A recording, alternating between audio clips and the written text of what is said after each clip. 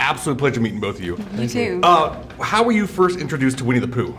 I had the cassette tapes and listened to the audio version. So when I was a kid, I listened to them with a little Walkman at night time. God, I must feel old. Times have changed really quickly. I remember cassettes coming in, so you've got nothing on me.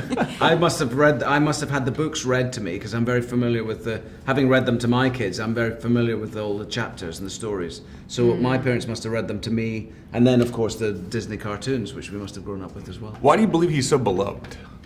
I think because of, you were talking about this earlier, the ideas that he represents of being in the moment and just to be with the people that you love without kind of an agenda other than just wanting their time and to care for them. And there's an unconditional love that he has for Christopher Robin.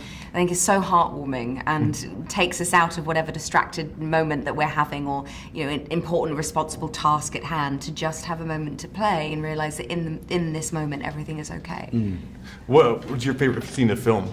I've got many scenes. I like our dancing scene, and I like our scene in the kitchen where we're in the middle of a slight heavy scene. There's a little moment where I say, "Was it my dancing?" That's a nice moment. Yeah, that's a lovely moment. And then with Pooh, there's a reconciliation scene that I find very beautiful. After Christopher Robin loses his temper with Pooh in the forest because he's frustrated and he wants to get back to work and.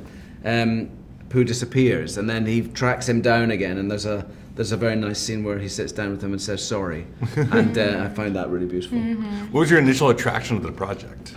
I got the call to speak with Mark Forster, the director, about it, and I'd seen other work that he had done, and the combination of Mark to be working on something like Winnie the Pooh was really interesting to me because Mark's a very independent film director and he's got a beautiful style and atmosphere that he creates in some of his films that I wouldn't necessarily associate directly with a Disney movie.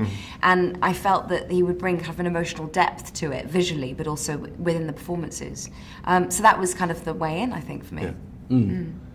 I've worked with Mark before in the past. I made a film with him called Stay back in the early 2000s, and I really enjoyed that experience of working with him, and we stayed in touch. And when he described the film to me, I just found it sounded incredible. What he wanted to achieve with the film wasn't what like Haley says, wasn't quite what you would imagine, but it's so wonderful what he's done. If you had to choose your favorite character, who would you choose?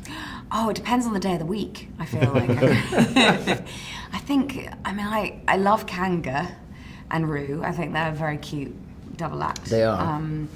But I think Pooh is the kind of the Zen master in all of this. He's the go-to guy. Yeah. So I would always choose you, and you've bonded with. I spent so much time with Pooh. Yeah, it was really like he's somebody that I've known. Yeah. But there was a couple of scenes with Eeyore there was a scene where I'm looking around Owl's house that's fallen down, and they had Eeyore on a log outside, and I looked at him through a window and. I would swear to God, I had a moment where I thought that it was like he moved. I felt like it was just like a teddy bear of Eeyore out there that I was acting with. But after the take, I for sure thought he blinked or really expressive eyes. Yeah, he looked very real, didn't he? Awesome. Absolute pleasure meeting you Thanks guys. So much. Thank you so much. Thank you. Have a good day.